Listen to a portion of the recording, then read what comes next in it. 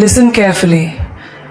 If someone avoids eye contact when they talk to you, stops sharing their little wins, and subtly celebrates your failures, it's not just jealousy, it's hate masked as silence. And the worst part?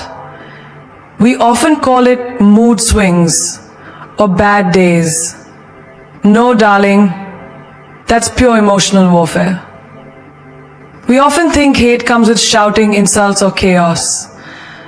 But the most dangerous hate is dressed in silence, politeness, and fake smiles. It's when their hugs feel cold. It's when they clap for you, but their eyes don't sparkle. It's when they ask how you are, but they never wait for the answer. Hate is subtle. It's hidden in actions you excuse every single day. So today, I want to pull the curtain back and tell you exactly what to look for. Because if someone in your life is doing these 6 things, they don't just dislike you, they hate you deeply. And darling, you deserve to know. They mock your vulnerabilities disguised as jokes, and most people laugh along just to avoid seeming too sensitive. But let's get one thing straight. Mockery is never love. It's a slow poison poured into your spirit while they call it fun. Every time you confide in someone about your fears, your insecurities, your past wounds, you are handing them the most fragile parts of yourself. And when they choose to take that sacred trust and turn it into a punch, that's not humor, that's cruelty dressed in comedy. Imagine this. You're in a group of friends, and you've once told someone in private that you used to struggle with your body image. Maybe you were teased as a child. One day, while everyone is laughing, someone throws in a light-hearted jab. Oh yes, she wouldn't dare wear that. She's too shy for anything body-hugging. Everyone laughs. You smile weakly, but inside something twists. That wasn't a joke. That was an old wound being reopened in front of an audience. Or think about the workplace. You mention in passing to a colleague that you get nervous during presentations. And now, every time your name comes up for a new project, that colleague makes a sly remark. Uh-oh, hope she doesn't pass out this time. Everyone chuckles. But you don't. You don't have compassion. You don't have compassion. You don't have. Take a deep breath. You don't have. Everyone starts to go around you in a way you feel, because what they're doing is labeling you, ridiculing you, and turning your honest vulnerability into their running gag. That's not teasing, that's hate, without the courage to say it directly. Even in relationships, it happens. You told your partner once that you're insecure about being abandoned. You trusted them.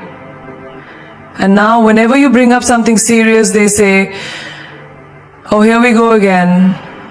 The drama queen's scared I'll leave her. They say it with a grin, they act like it's funny, but your heart breaks quietly because that was your fear, your deepest truth, and they turned it into a performance for laughs. Let me tell you something bold. Anyone who weaponizes your softness is afraid of their own emptiness. They can't handle the weight of truth, so they turn it into something lighter, a joke, a jab, a nudge. But real strength, it doesn't mock. It protects. It doesn't laugh at your pain. It listens, holds space, and reminds you you're safe. Here's the truth you need to tattoo on your soul. You do not have to shrink yourself just to be accepted in rooms where cruelty is dressed as comedy. If they laugh at your insecurities, they were never worthy of hearing them in the first place. You don't have to clap when they joke about your broken pieces. You don't have to learn to take it. No, you have to learn to walk away from people who think your trauma is material for their entertainment. You know what's truly powerful? A woman who looks someone dead in the eye and says, "That wasn't funny, that was disrespectful." A woman who refuses to stay silent when her pain is used for popularity points. A woman who doesn't care if she makes the room uncomfortable, because the room should feel uncomfortable when it allows mockery to thrive. Remember this. People who joke about your pain often feel powerless in their own lives. Your courage, your transparency, your emotional depth. It threatens them. So instead of honoring it, they try to make it smaller. But what they don't realize is, every time they try to laugh at your cracks, they're revealing their own. So next time someone wraps your vulnerability in sarcasm and throws it into the room like confetti, pause, look at them, see them for who they really are. Not funny, not clever, just about their own stuck life when you're hurting. When your love life breaks, their ego feels whole. That's not friendship. That's spiritual sabotage. Here's what people won't tell you. Not everyone wants to see you win. Some people only love the broken version of you because it makes them feel whole. Some people only clap when you cry, never when you conquer. And those people, they're more dangerous than your loudest haters. Because at least your enemies wear their masks clearly. But these ones, these silent celebrators of your sorrow, they smile in public and rejoice in private. So how do you spot them? Look for the ones who are loudest during your struggles, but vanish during your victories. The ones who offer you tissues when you're down, but never share your wins. The ones who say, "I'm always here for you," but are mysteriously, they're relieved. Relieved that you're not pulling too far ahead. Relieved that the universe clipped your wings just enough to make you manageable again. Or imagine you start a business. You grind day and night. You risk everything. And then one day things go south. You post that your launch didn't go as planned. The people who once watched your stories religiously go radio silent. They don't check in, but guess what? They saw it. They saw it and sipped their coffee just a little slower, savoring your stumble. That silence, that's not ignorance. That's quiet celebration. In relationships, it's worse. You finally get the courage to leave a toxic partner, and instead of support, you hear, "Well, I figured it wouldn't last. You always move too fast." They don't comfort you, they critique you. Because in your chaos, they find peace. They feel better about their own stuck life when you're hurting. When your love life breaks, their ego feels whole. That's not friendship. That's spiritual sabotage. Here's what people won't tell you. Not everyone wants to see you win. Some people only love the broken version of you because it makes them feel whole. Some people only clap when you cry, never when you conquer. And those people, they're more dangerous than your loudest haters. Because at least your enemies wear their masks clearly. But these ones, these silent celebrators of your sorrow, they smile in public and rejoice in private. So how do you spot them? Look for the ones who are loudest during your struggles, but vanish during your victories. The ones who offer you tissues when you're down, but never share your wins. The ones who say, I'm always here for you, but are mysteriously unavailable when things go right. That's the difference. That's the red flag. That's the alarm bell ringing in silence. And you know what's powerful knowing this and choosing not to let it change your heart? You still shine. You still rise. You still chase the sunrise with bruises on your back and hope in your chest. Because their silent applause at your fall, that's just proof that you were soaring higher than they ever imagined. People don't envy the weak. They envy the brave, the dreamers, the doers, the ones who dared to rise so high that even gravity grew jealous. So let them sit in silence when you stumble. Let them watch quietly from the shadows. Because your comeback won't need their permission. You don't just walk. Strut. Remind them that every fall was just choreography for the dance of your destiny. Let them be stunned by your resilience. Let them choke on the silence they once served you. They compete with you, even when you're not competing.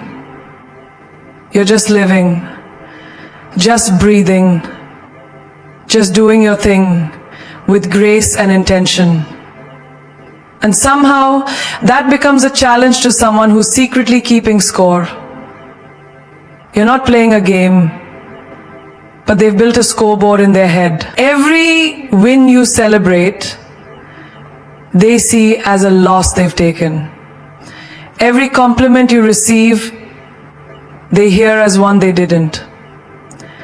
That's not admiration. That's insecurity in disguise. You buy a new car, not to flex, not to boast, but because you worked hard and you're proud of yourself. You post one simple photo. The very next week, someone in your circle suddenly buys a similar car. Not because they needed it, not because it was planned, but because your glow made them question their own. And they make sure you see it. Not to inspire you, but to keep up with you. You weren't competing, you were evolving. They're not celebrating, they're comparing. You post about a new fitness milestone, you've been consistent, you've shown up for yourself. You feel strong, radiant, proud. But someone responds with, I've actually been losing weight too. I just don't post about it. Notice the tone? That's not support. That's a subtle way to shift the spotlight back on them, to prove they're right there with you, or ahead.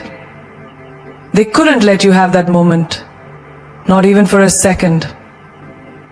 In friendships, it's more toxic. You mention you're traveling solo for the first time, something you always wanted to do. And what do they say? Oh yeah, I did that years ago. You love it. I went to 3 countries in a month. They don't ask about your plans. They don't feel your joy. Because the moment you speak your dreams out loud, they hear a threat. Your growth makes them feel like they're shrinking, even though you've never once tried to outshine them. In love, it's even worse. You share that your relationship is healing, evolving. You're learning how to communicate, how to trust. Instead of happiness, they respond with competition. My partner already does that. We've been solid since day one, as if your progress invalidates theirs. As if love is a race, you're nurturing something real, and they're calculating who's ahead in an imaginary relationship scoreboard. But let me say this loudly. You are not in a race with anyone. You are not behind. You are not ahead. You are on your own timeline, running your own marathon. And you don't owe anyone a pause or an explanation. Their need to compete is not a reflection of your worth. It's a reflection of their fear. Fear that you'll keep rising while they stay stuck in their insecurities. The most dangerous competitors are the ones who pretend to cheer while secretly comparing. They don't come to outdo you. They come to mirror you, trying to take your light without ever asking how you built it. But here's the thing. What's built from authenticity cannot be copied. Your energy isn't duplicated. Your magic isn't transferable. Your journey wasn't meant to be followed. It was meant to be respected. So while they're watching you like a rival, keep moving like the queen you are. Because the truth is, you don't have to win against anyone. You just have to keep winning against your past self. Let them compete. Let them chase shadows. You'll keep building empires, healing, glowing, evolving. And soon they'll realize you were never playing their game. You were mastering your own. They share your secrets when you're not around. Not because they slipped, but because they never truly valued what you trusted them with. They weren't overwhelmed by the weight of your truth. They were intoxicated by the power of knowing something about you that others didn't. You didn't just share a story. You handed them a part of your soul. And instead of guarding it, they used it as currency for connection with others. That's not a mistake. That's betrayal dressed as casual conversation. You call them on a hard night, you're crying, vulnerable. You say something you've never told another soul. Maybe about your past, your family, your fears. They listen. They promise this stays between us. And for a moment, you breathe. You feel seen, safe. But days later, you notice eyes looking at you differently. Someone makes a vague comment that sounds too familiar, and your gut drops. They didn't protect you. They exposed you. They're not telling your secrets because they're worried about you.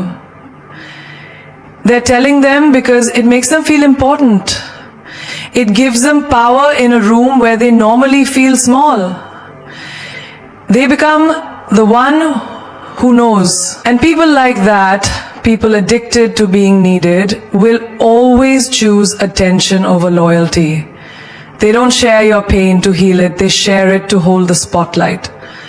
It happens at work too. You confide in a colleague, maybe about a mistake you made or something personal going on.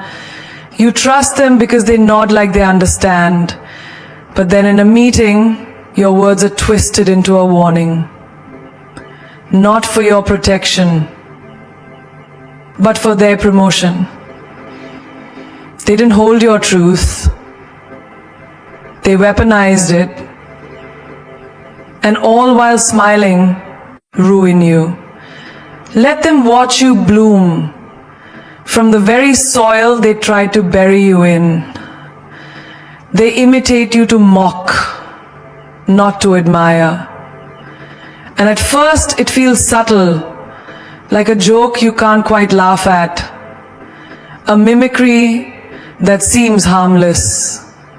But then you realize they're not inspired by your essence, they're irritated by it. You're not their muse, you're their mirror. And every time they reflect you in a twisted way, it's not to praise, it's to provoke. You wear something bold, a color you love, a piece of jewelry that speaks to your energy. The next day they wear something similar. But not to appreciate your style, oh no. They exaggerate it. They mock the way you walk, the way you pose. Look, I'm you now, they say with a smirk. It's not fashion, it's a dig. It's their discomfort wrapped in fake laughter. Because deep down, they don't have the courage to wear what you wear. To be who you are, but they'll mock you for owning your space so confidently. You speak a certain way, articulate, bold, maybe a bit dramatic, but unapologetically you. They start mimicking your tone, your expressions. But instead of it feeling warm, it stings. Their version of you is cartoonish. It's overacted. It's meant to reduce your presence to a punchline. And when you call it out, they laugh louder. Relax, it's just a joke. But we both know it isn't. Jokes are funny. This is fear hiding behind sarcasm. It's their inability to accept your shine, so they turn it into something to snicker at. You share an idea, something creative, raw, honest. You believe in it, but next thing you know, they're mimicking your vision in another room. Not to support it, but to distort it. To prove that what you made isn't special. I did what she did. See, anyone can do it. But here's the truth. Anyone can copy your moves, but no one can copy your soul. They can steal your rhythm, but they'll never dance like you. Because imitation without intention is empty, and they know it. In friendships, it's even more painful. You finally feel confident about something, a new habit, a way of speaking your truth, a boundary you set. Instead of cheering you on, they copy you, just enough to mock. You start meditating, they joke about finding their inner peace. You start saying no more often, they roll their eyes and say, look who's suddenly too important. That's not lightheartedness. That's resentment. That's them not understanding how hard it was for you to grow. So instead of clapping for you, they caricature your climb. But let me make this very clear. They mock what they fear. They imitate because they see your power and it terrifies them. They don't know how to be original. So they wear your essence like a costume, never realizing that your truth can't be mimicked. You didn't become who you are overnight. You built it through struggle, through doubt, through moments when you had no one but your own voice. And that can't be copied. That can't be mocked into non-existence.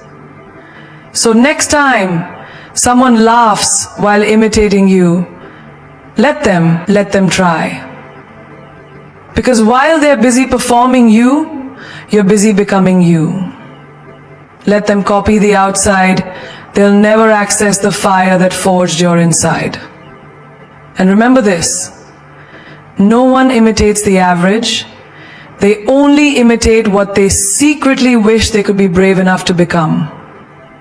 So wear your voice louder. Take up even more space. Let the world see what they tried to turn into a joke. Because darling, you are the punchline that hits harder than they ever could. They are generous to everyone but you. They smile wide for strangers. They give freely to crowds. They praise people they barely know. But when it comes to you, their hand freezes, their words tighten, their warmth vanishes. It's not by accident. It's not that they forgot. It's that they've chosen to withhold what they offer so freely to others. Because giving to you would feel like losing to you. They give you something that you would give to the crowd.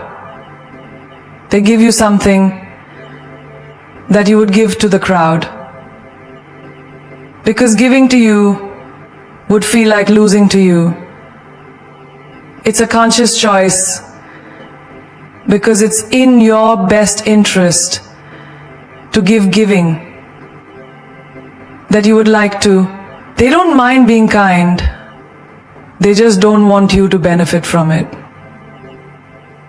You've seen it in the group chat. They hype everyone's achievement, emojis, exclamations, words of support. But when you share something you're proud of, suddenly it's quiet. A simple nice, or maybe nothing at all.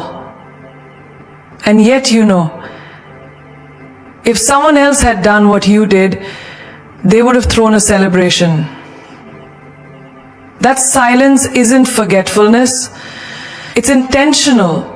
Because in their mind, your wins threaten their identity. Celebrating you would mean acknowledging how far you've come, and they're not ready for that.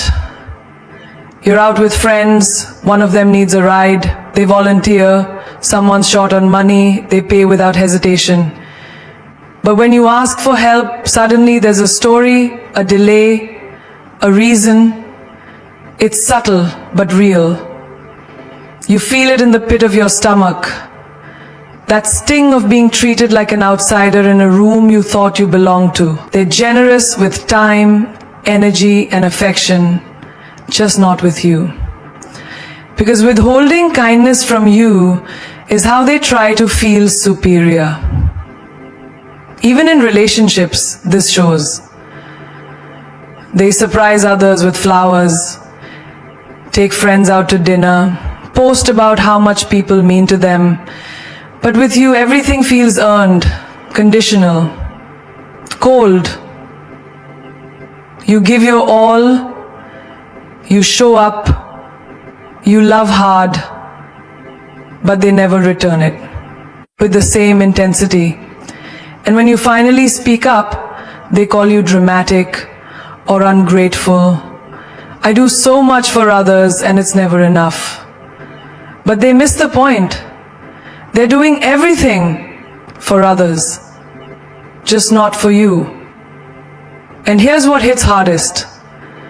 They act like their lack of generosity toward you is justified. Like you don't deserve the same energy they give the world. But the truth, it's not about your worth. It's about their wound. Your presence reminds them of something they haven't dealt with. Their insecurity, their envy, their fear that you're evolving into someone they can't control. So they use emotional starvation as punishment. They feed the world and leave you hungry, hoping you'll shrink, hoping you'll second guess yourself, hoping you'll beg for what should have been offered freely. But you're not the problem. You're just the mirror. You reflect something they don't want to face. And because they can't dim your light, they deny you the oil. But here's what they forget. You don't run on their generosity. You don't need their applause, their help, or their validation to keep rising. Yes, their coldness hurts, but it also awakens. It makes you realize who truly sees you, who truly values you, and who only sticks around to measure their worth against your struggle. Start noticing who claps when you win. Start paying attention to who shows up when no one's watching. Generosity is not about grand gestures, it's about consistency. It's about who chooses you when no one's watching, who supports you without needing an audience. And if someone only finds their generosity when you're not involved, they're not generous, they're strategic. Let them be sweet to the world, but protect your peace around those who can't stomach your shine enough to be kind to you. You don't need selective kindness. You need soul-deep support. And if they can't offer that, walk away with your power intact. Because the rarest kind of love is the kind that doesn't just celebrate the world. It remembers to honor you first. You've seen their patterns, felt their silence, watched their behavior twist behind smiles and compliments meant for others, but not you. And now you know. When someone's actions whisper more truth than their words ever could, it's not your job to decode the lie. It's your responsibility to rise above it. Because here's the truth that hits like thunder. When someone hates you, they don't always scream it. They show it through their silence, their sabotage, their strange absence when you needed them the most. There's a power that comes when you stop begging for kindness from people who withhold it like it's a currency. There's a fire that awakens in you when you realize your worth is not built on how they treat you, but on how you treat yourself despite them. Their resentment is not a reflection of your flaws, it's a revelation of their fears. People only envy the ones walking paths they secretly wish they had the courage to walk themselves. Don't shrink to make them comfortable, someone once said. And I say, don't apologize for being the storm that makes the fake ones scatter. Your greatness was never meant to be small. Your shine was never designed to be dimmed for those who refuse to see its brilliance. You are not here to convince someone to love, respect, or support you. You are here to become such a force of purpose that their absence doesn't subtract, it sets you free. Do you remember how many times you held yourself back just to keep peace with people who would never go to war for you? How often you downplayed your light because you were afraid it would expose someone else's shadows? No more. No more dimming. No more shrinking. No more silence in exchange for fake peace. Let them be uncomfortable. Let them feel threatened. Let them walk away. Because if your presence triggers their insecurities, then your growth is doing its job. Wolves don't lose sleep over the opinions of sheep. Queens don't beg for seats at tables they were meant to own. And strong women, the kind who know their worth, they do not cry over closed doors. They build empires beside the windows. You are not here to be understood by those who secretly compete, copy, or criticize you. You're here to evolve beyond their reach. Let their mocking be your motivation. Let their silence teach you who was never real. Let their coldness remind you that your fire is rare. They didn't clap when you rose. Good. Now let them watch in silence while you soar. But your existence is the celebration. You made it through the silence, the shade, the side eyes, and the sabotage. And still, you rise. Not for them, not against them, but beyond them. Because stars don't compete with darkness. They just shine.